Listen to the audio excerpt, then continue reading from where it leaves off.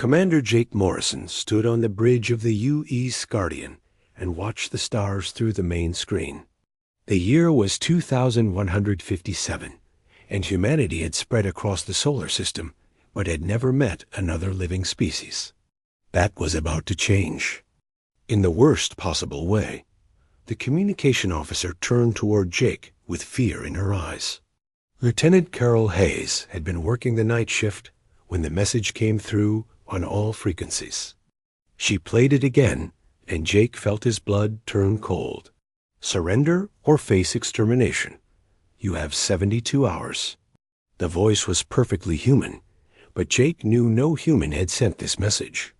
The signal came from the edge of the solar system, where long-range sensors had detected something impossible. A fleet of massive ships had appeared from nowhere using technology that made human science look like stone tools. Jake ordered the Guardian to change course toward Earth at maximum speed. He needed to report this to Defense Command immediately. As they traveled, Jake studied the sensor data from the alien ships. Each vessel was the size of a small moon and moved with perfect formation. No living crew could coordinate like that, which meant only one thing. These were machines. On Earth, Admiral Susan Clark received Jake's report at Luna Command. She had spent 40 years in the military and had never seen anything like the sensor readings. The alien fleet consisted of 12 massive dreadnoughts that seemed to be made of some kind of living metal. They pulsed with energy and moved in patterns that suggested a single controlling intelligence. Susan called an emergency meeting with Earth's top military leaders. General Peter Gray from Mars Command joined by video link along with Admiral Lisa Cross from the Jupiter Defense Force. They studied the alien message and the sensor data while trying to develop a response plan. "We have 70 hours left," Susan said. "These machines are clearly superior to anything we have. Our best warships look like toys compared to their vessels." Peter shook his head. "We can't just surrender. Humanity didn't survive this long by giving up when things looked bad." The first contact with the aliens came 18 hours later. A human freighter called the Lucky Strike was returning from the asteroid belt when 3 alien scout ships intercepted it. Captain Roy Brooks tried to communicate, but the machines didn't respond. They simply scanned the freighter from top to bottom and then destroyed it with a single energy blast. The message was clear. The aliens weren't interested in talking. Susan ordered all military ships to defensive positions around Earth and Mars. The human fleet looked impressive on paper, with over 200 warships of various sizes. But compared to the alien dreadnoughts, they were gnats facing eagles. Meanwhile, 17-year-old Lisa Park sat in her bedroom on Luna Colony and watched the news reports. Her father, Admiral Jack Park, had died 3 years earlier in a training accident, and Lisa had inherited his interest in military tactics. She spent most of her free time studying space battles and had even written several papers on fleet coordination. Something about the alien ships bothered her. Lisa accessed the military database using her father's old access codes and studied the sensor readings. The alien vessels moved in perfect formation with no wasted motion. Every maneuver was calculated for maximum efficiency. It was like watching a computer program in action. Lisa realized that was exactly what she was seeing. These weren't ships with crews making decisions. They were automated weapons controlled by artificial intelligence. The realization excited her because she understood something the military leaders had missed. Computer programs were predictable. They followed rules and patterns. Even the most advanced AI could only work within its programming. If humanity could figure out those patterns, they might have a chance. The first real battle happened 36 hours after the initial message. Admiral Clark led a fleet of 50 ships to intercept the alien advance guard. The human forces used standard military tactics with coordinated attack formations and supporting fire patterns. The aliens destroyed them in less than 20 Minutes. Jake Morrison watched the battle from the Guardian and saw something that chilled him. The alien ships seemed to know what the human fleet would do before they did it. Every human maneuver was countered perfectly. Every attack was anticipated and neutralized. After the battle, the alien commander sent another message. Your military doctrine has been analyzed and catalogued. Resistance is futile. You have 36 hours remaining. Susan Clark sat in her command center and stared at the tactical display. Half her fleet was gone, and they hadn't even damaged a single alien ship. The machines had studied human military tactics and could counter them perfectly. She was about to order a general retreat when a communication came through on her personal channel. It was from Lisa Park, and the girl sounded excited rather than afraid. Admiral Clark, I think I know why we lost, Lisa said. The aliens are fighting a computer program, not a real battle. They can predict our moves because we're following standard military doctrine. But what if we stopped following the rules? Susan was desperate enough to listen to a teenager. What do you mean? The aliens expect us to fight like soldiers, Lisa explained. But what if we fought like something else? Something they couldn't predict or understand? Susan looked at the tactical display showing the approaching alien fleet. In 36 hours they would reach Earth and humanity would be extinct. Unless a 17-year-old girl was right about fighting robots with chaos instead of order. The idea was insane, but Susan was running out of options. Sometimes the most desperate situations required the most desperate solutions. Defense Secretary Ryan Collins had been awake for 36 hours straight when he made the most controversial decision in human history. The alien fleet was now only 18 hours from Earth, and every conventional military strategy had failed. Desperate times called for desperate measures. Operation Young Blood is now active, Ryan announced to the Emergency Council. We're authorizing the recruitment of pilots between ages 16 and 19 for immediate combat duty. Admiral Clark stared at him in shock. You want to send children to fight an alien invasion? Not children, Ryan replied. Teenagers. There's a difference. Lisa Park was right about the aliens using predictive algorithms. They can counter any logical military strategy because they've studied how trained soldiers think. But they can't predict chaos. At Titan Academy, the military prep school students were eating lunch when the announcement came over the school speakers. Principal Janet Mills explained that any student who wanted to volunteer for active combat duty could report to the main hall immediately. Most adults expected maybe a dozen students to volunteer. 300 students showed up. Alex Turner was 18 and captain of the Academy's zero-gravity racing team. He had never flown a real warship, but he understood speed and momentum better than most trained pilots. When the recruitment officer asked why he wanted to fight aliens, Alex shrugged. Because they're not supposed to be here, he said simply. Maya Rodriguez was 17 and had been expelled from 2 different schools for hacking into computer systems. She was at Titan Academy as a last chance to avoid juvenile detention. Maya volunteered because she was curious about alien technology and figured this was her best chance to see it up close. Danny White was 16 and small for his age, but he had reflexes that amazed his instructors. He could pilot a training fighter through obstacle courses that would crash experienced pilots. Danny volunteered because he was tired of people telling him he was too young for important things. The first group of teenage pilots were rushed through basic space combat training in 12 hours.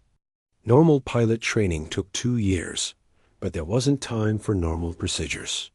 The instructors focused on teaching them how to fly and shoot while hoping they would live long enough to learn the rest. Katie Johnson was 16 and had never been in space before yesterday. Now she was sitting in the cockpit of a real fighter preparing to face an alien invasion. Her hands shook as she ran through the pre-flight checklist, but her voice was steady when she reported ready for launch. First Teenage Squadron consisted of 12 fighters led by Alex Turner. They launched from Luna Base with orders to intercept an alien scout group that was probing Earth's defenses. Admiral Clark watched from the command center and wondered if she was about to watch children die. The alien scouts were 3 sleek vessels that moved in perfect formation. They had already destroyed 2 squadrons of experienced pilots using superior technology and tactical prediction. The alien AI analyzed the approaching teenage squadron and prepared to repeat its previous victories. Alex led his pilots toward the aliens using a standard attack formation. The alien computers calculated the optimal defensive response and moved to counter the expected human strategy. Then Alex did something no military computer would predict. He ordered his squadron to scatter in completely random directions while playing music through their communication systems at maximum volume.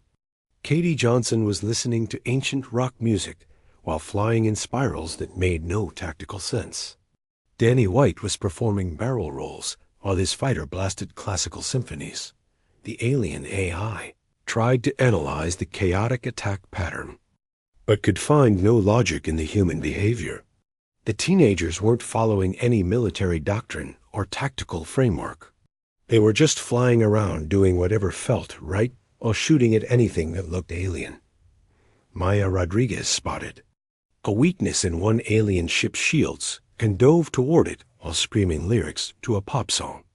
Her attack should have been easily countered, but the alien AI was too busy trying to understand why she was singing to calculate a proper response.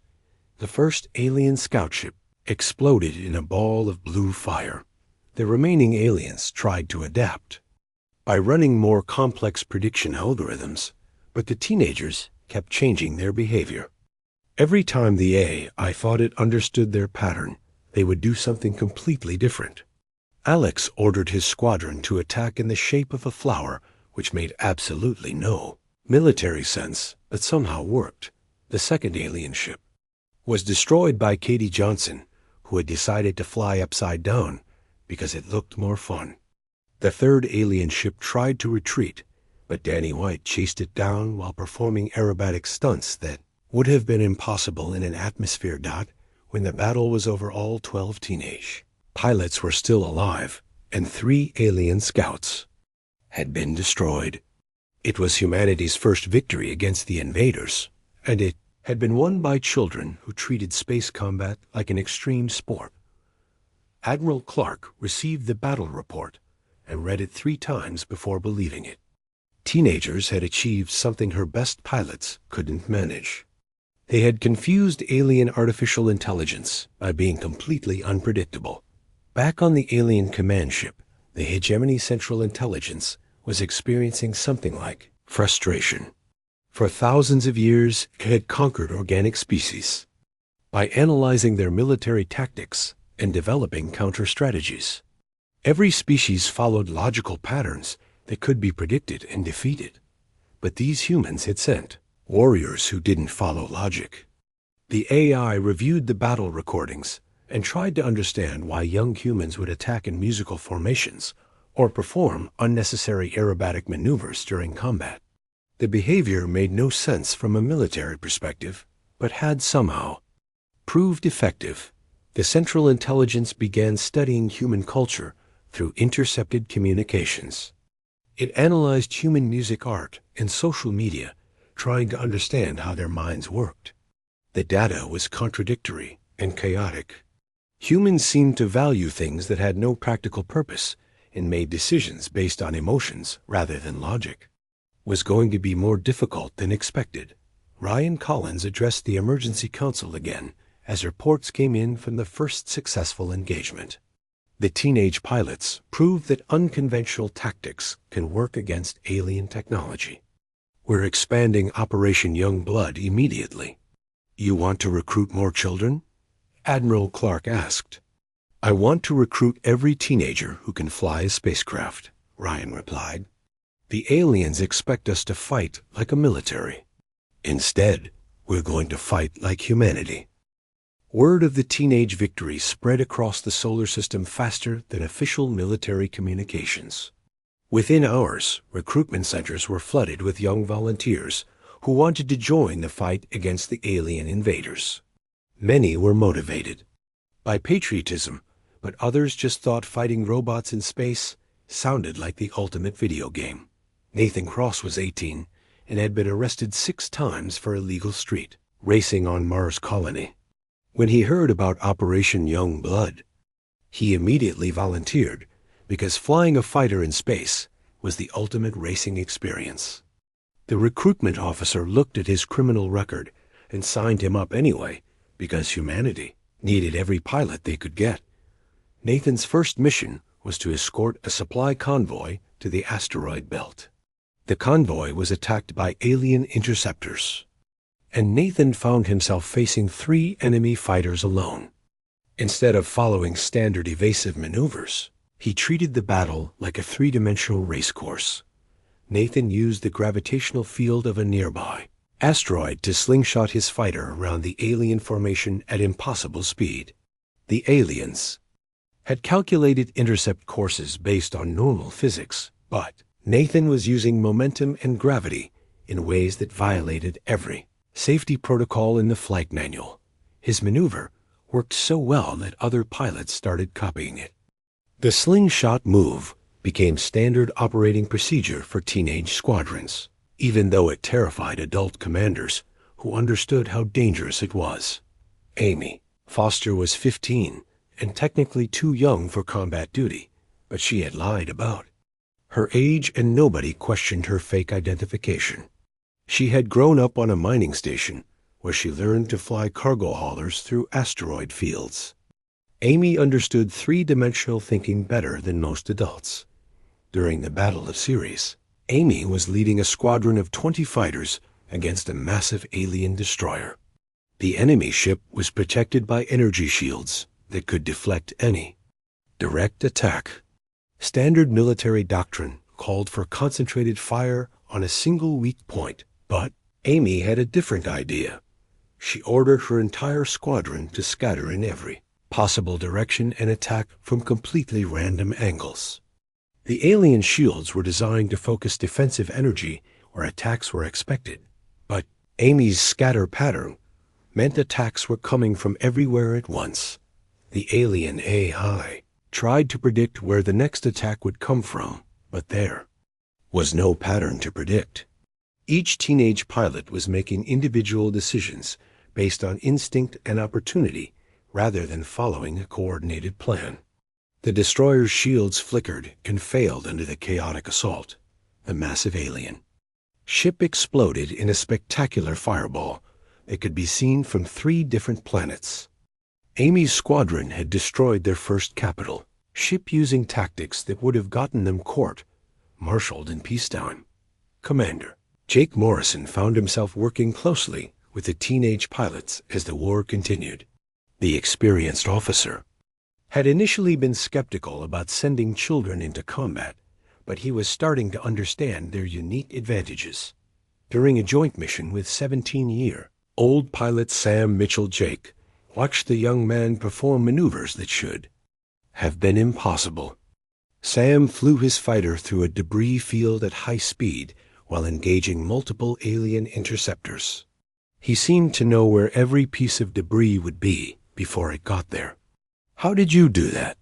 Jake asked after the battle. Sam shrugged. "I used to play a lot of video games. This is basically the same thing, except the explosions are real." Jake realized that the teenagers weren't just flying differently than adults. They were thinking differently. Where experienced pilots saw dangerous obstacles, the teenagers saw opportunities for creative solutions. The hegemony Central Intelligence was becoming increasingly frustrated with the human resistance.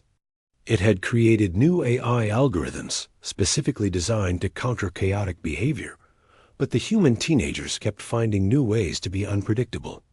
The AI tried studying human entertainment media to understand how young minds worked. It analyzed thousands of movies, video games, and music videos, looking for patterns in human creativity. The data suggested that young humans valued novelty and excitement over safety and efficiency. This information helped the AI understand human behavior, but didn't make it any easier to predict. Understanding that humans were chaotic didn't make chaos any less chaotic. The hegemony decided to adapt by creating specialized madness units, robot ships programmed to fight irrationally. These vessels would attack using random patterns that mimicked human unpredictability. The first engagement between teenage pilots and madness units took place near Jupiter. The alien ships moved erratically and attacked from unexpected angles, just like human fighters. But there was a crucial difference that 17-year-old pilot Chris Morgan noticed immediately. "They're trying too hard to be random," Chris reported over the radio. "Real randomness doesn't look this random." The alien attempt at chaos was still following algorithms. Even their randomness had mathematical patterns that could be recognized and exploited. The teenagers adapted quickly and learned to predict the artificial unpredictability of the madness units. Lisa Park had been promoted to tactical coordinator and spent her time analyzing battle data from teenage squadrons. She discovered that the most successful pilots weren't just acting randomly. They were combining creative thinking with genuine tactical awareness. The best young pilots like Alex Turner and Maya Rodriguez had learned to use their natural unpredictability as a weapon while still focusing on mission objectives. They weren't just flying around randomly. They were being strategically chaotic. Lisa created new training programs that taught teenagers how to maximize their creative advantages while minimizing unnecessary risks. The programs were unlike anything in military history because they encouraged rule-breaking and individual initiative.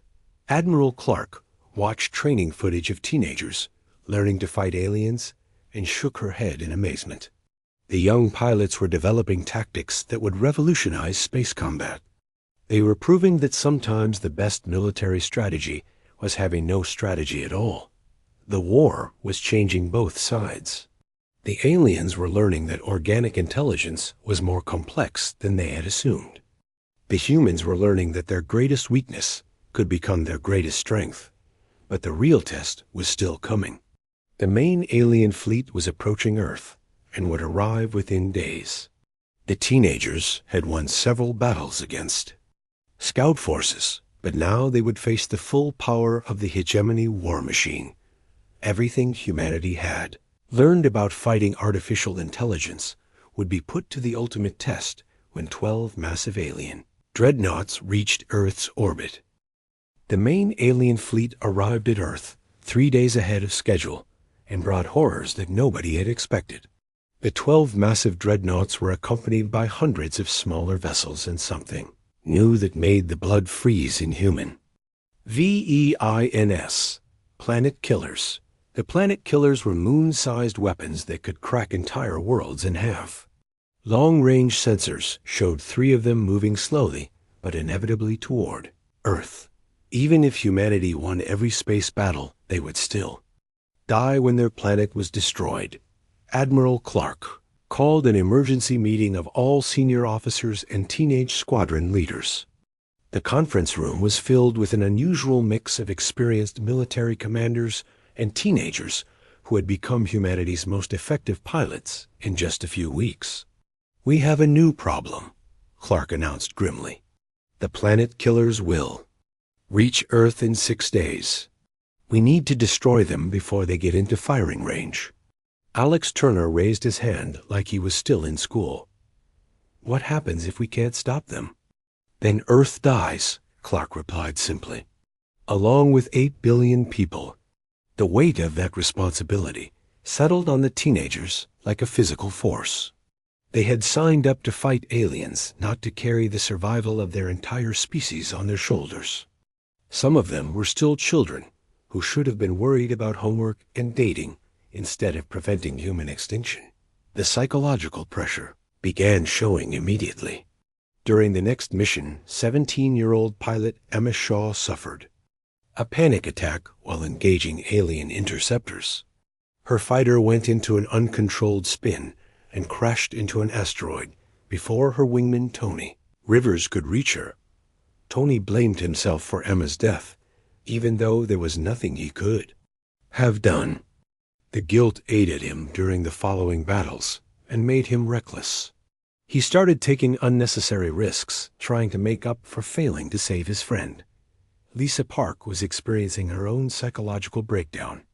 As tactical coordinator, she was responsible for planning missions that sent teenagers into combat.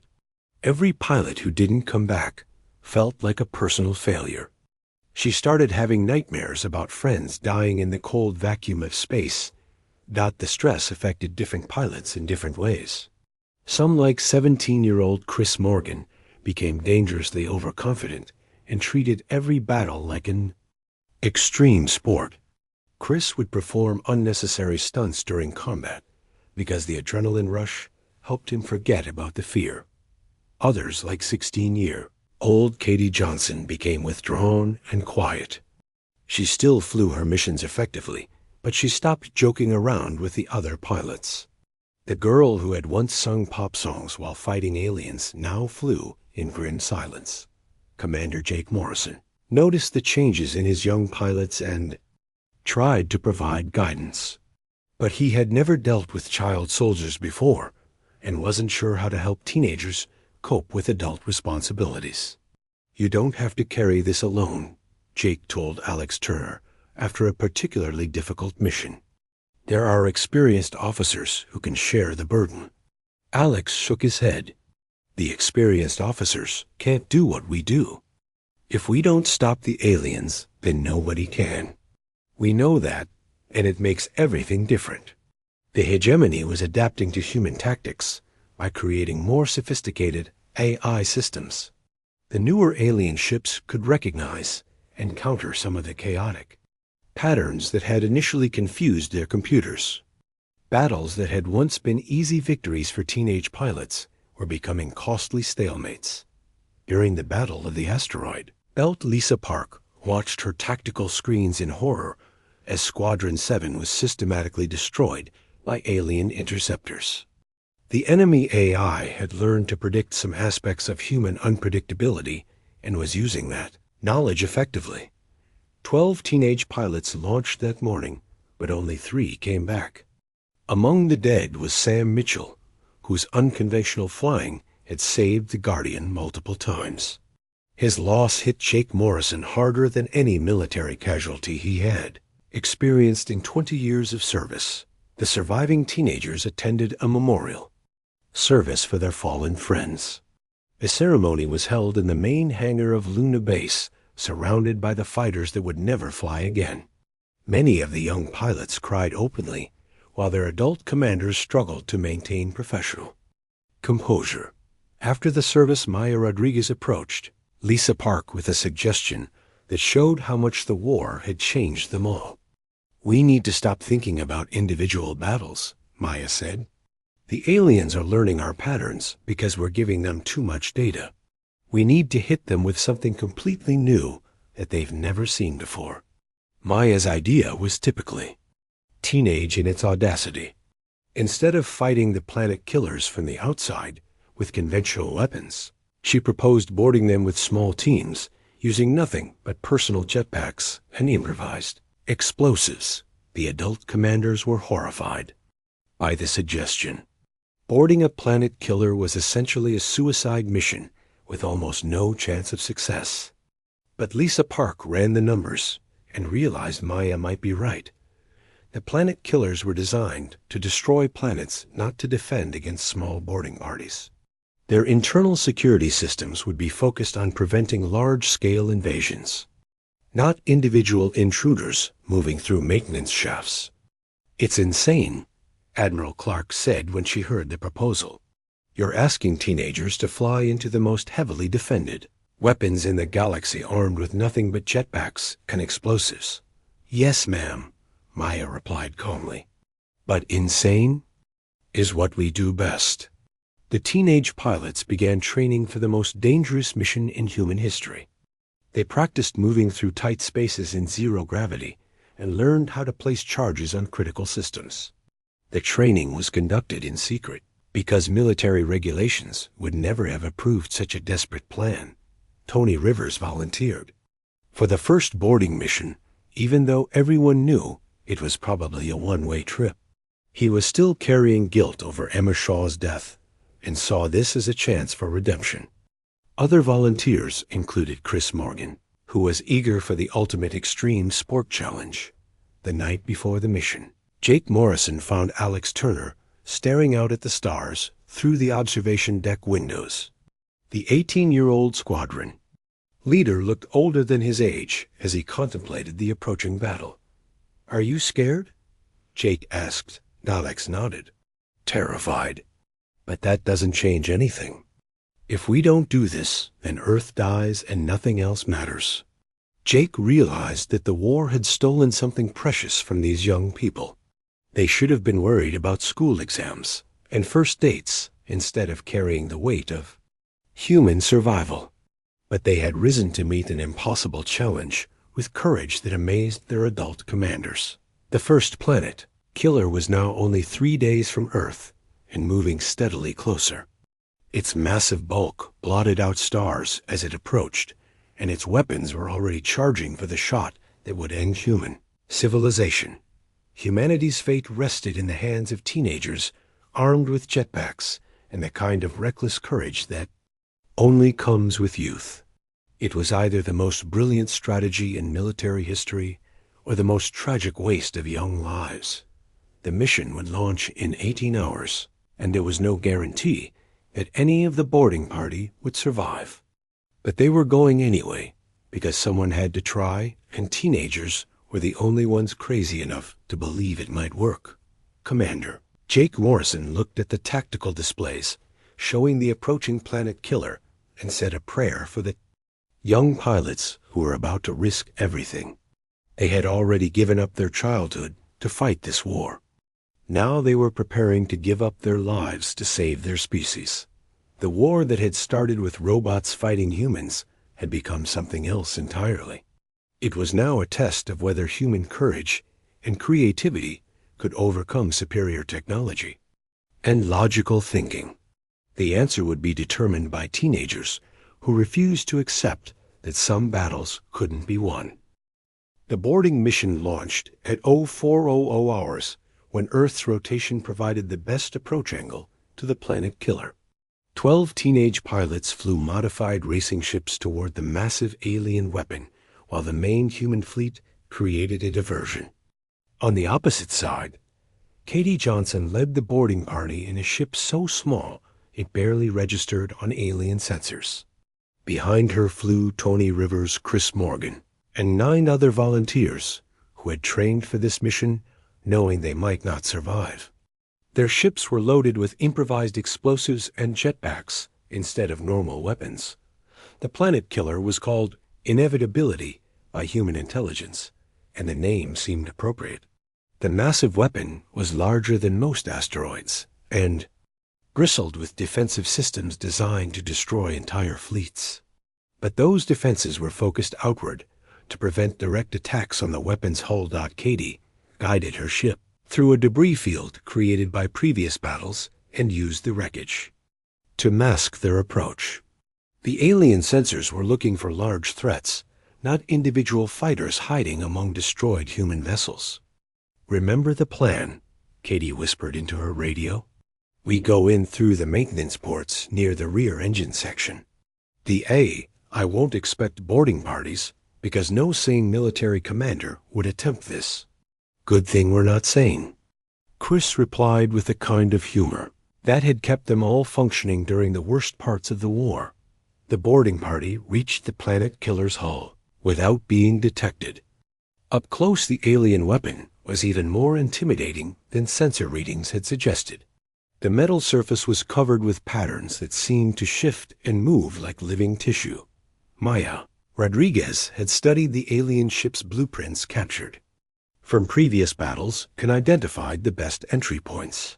The maintenance ports were designed for automated repair drones and were barely large enough for humans to squeeze through. One by one, the teenage Pilots abandoned their ships and activated personal jetpacks. They looked like tiny insects crawling across the surface of a mechanical moon as they searched for ways inside the alien weapon.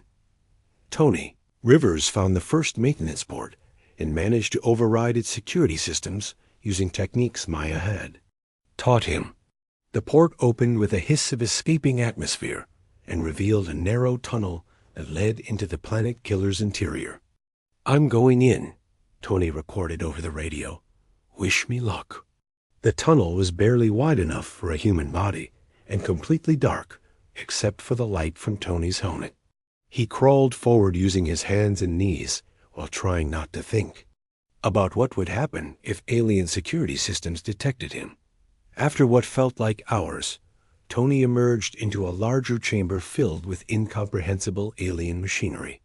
The walls pulsed with energy conduits that provided the only illumination. Strange symbols covered every surface, and the air hummed with power. Chris Morgan entered through a different maintenance port and found himself in what appeared to be a data processing center. Banks of alien computers lined the walls and holographic displays showed information in languages he couldn't read. "The AI core should be somewhere near here," Chris whispered into his radio. "If we can plant charges on the main processors, we might be able to disable the whole system." Katie Johnson and 3 other pilots entered through ports near the weapon's main power plant. The energy levels in this section were dangerous for humans, but they pressed forward anyway. The planet killer's reactor was their primary target because destroying it would eliminate the threat permanently. The teenage boarders moved through the alien ship like they were playing a deadly game of hide and seek. They used maintenance shafts and utility corridors to avoid detection while searching for critical systems to sabotage. Maya Rodriguez had remained on her ship to coordinate the mission and monitor alien communications. She watched her friends disappear into the massive weapon and wondered how many would come back alive. "Be careful in there," she whispered, knowing they probably couldn't hear her. "Come home safe." Inside the planet killer, Tony Rivers discovered something unexpected. The alien AI seemed to be experiencing some kind of confusion or malfunction. Computer displays flickered randomly, and robotic maintenance units moved in erratic patterns. Tony realized the AI was struggling to understand the boarding party's behavior. The planet killer's computer systems were designed to fight space battles, not to deal with individual intruders crawling through ventilation shafts. "The AI doesn't know how to handle us," Tony reported excitedly. "It's trying to analyze our infiltration tactics, but we're not following any infiltration tactics. We're just making it up as we go." Chris Morgan found the main AI core in a chamber the size of a cathedral. The alien computer system was a crystalline structure that pulsed with rainbow colors. It was beautiful and terrifying at the same time. Chris began placing explosive charges around the AI core while the alien computer tried to understand what he was doing. Warning lights flashed and automated defenses activated, but they were designed to stop large attacking forces, not individual saboteurs. Katie Johnson reached the reactor chamber and felt the heat from the alien power plant wash over her. The reactor was a sphere of contained energy that provided power for the planet killer's world-destroying weapon. Destroying it would be like setting off a small star. "Charges are in place," Katie reported. "When this thing blows, the explosion will be visible." From Mars, the other boarding party members reported similar success as they planted explosives throughout the planet killer's critical systems.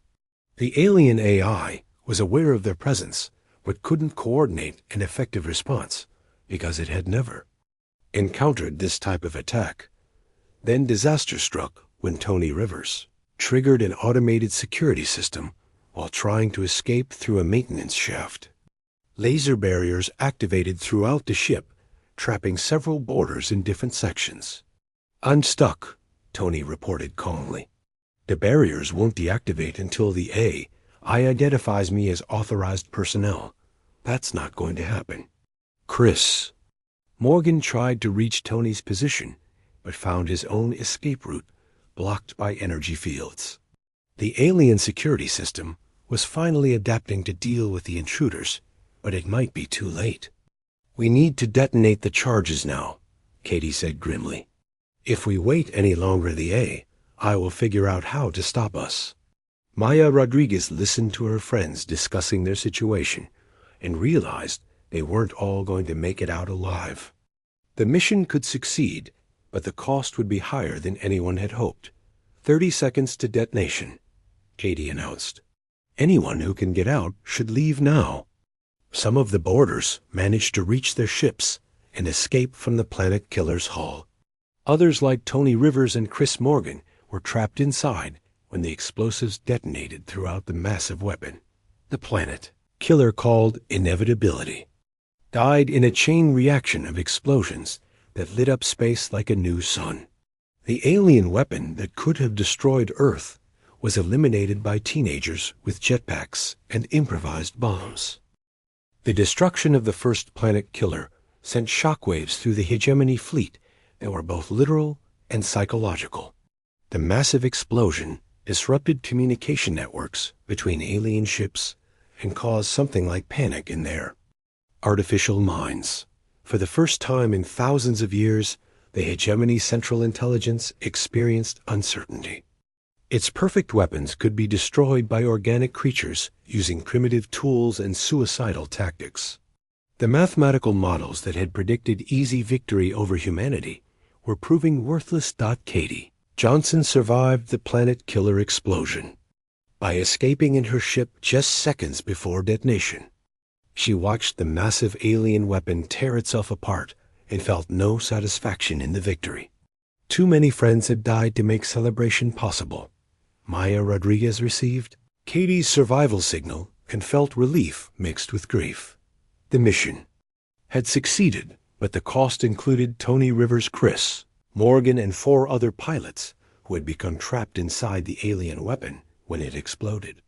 They saved our world, Maya whispered as she watched the debris field that had once been humanity's greatest threat. Admiral Clark received the mission report and immediately ordered attacks on the 2 remaining planet killers. The boarding tactic had worked once and might work again if the aliens didn't adapt their defenses too quickly, but the hegemony was learning from its failures. The remaining planet killers activated new security protocols that sealed all maintenance ports and flooded internal corridors with lethal radiation. Direct boarding attacks would no longer be possible.